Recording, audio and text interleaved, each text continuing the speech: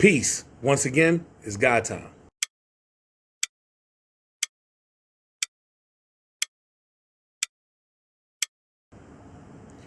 What will be discussed today is based on prophecies. What will be discussed today will be based upon prophecies in contrast to things that are definitive, that need no interpretation, that need no elaboration, that need no clarity. For instance, thou shalt not kill. That's clean cut, to the point. There's no room for debate, argument, interpretation. Thou shalt not covet thy neighbor's house, nor his wife, nor his manservant, nor his maidservant, nor anything that's thy neighbor's. That's clear. That's clear. Thou shalt not take the name of the Lord thy God in vain. That's clear. Love thy neighbor as thyself. That's clear. Do unto others as you would have them do unto you. These are clear things. There's no room for debate, discussion, analyzing, nothing. It's clear to the point. As opposed to, I saw a beast with 7 heads and 10 horns. As opposed to, he that received the mark. These are things that a lot of people have proclaimed and professed to say is the understanding, or that they have the understanding, should I say. People have professed, a lot of these things are things that people have professed and proclaimed to have the understanding to, the knowledge of, the end all be all wisdom of, and they're wrong. If you're a person that's reading, you'll see that people want to be prophets for a reason. People want to be prophets for a reason. It's like coming into a club and being able to get into the VIP area, being able to get backstage. That's what a prophet is. Prophet basically has all access backstage passes to be able to see what's going on, to be able to see how everything is going.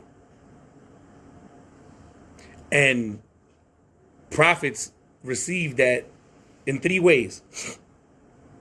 Either in a dream or a vision that God would give to the individual once, twice,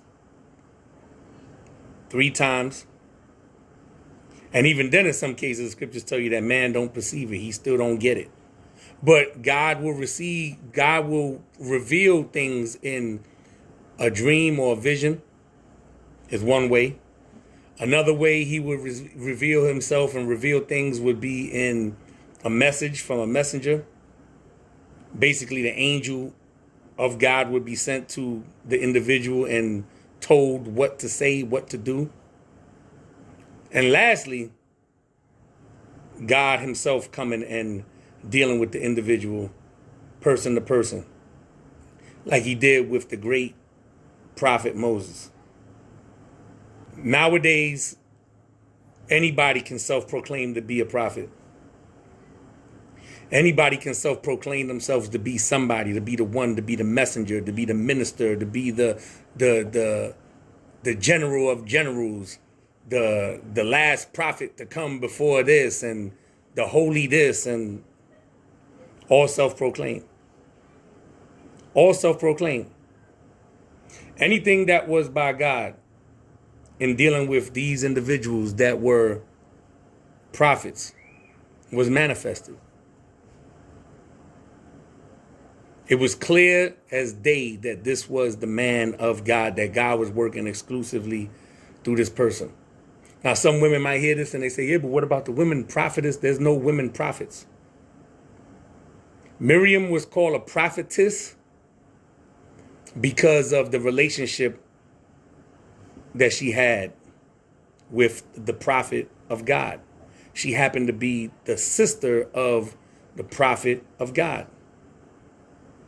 And what happened?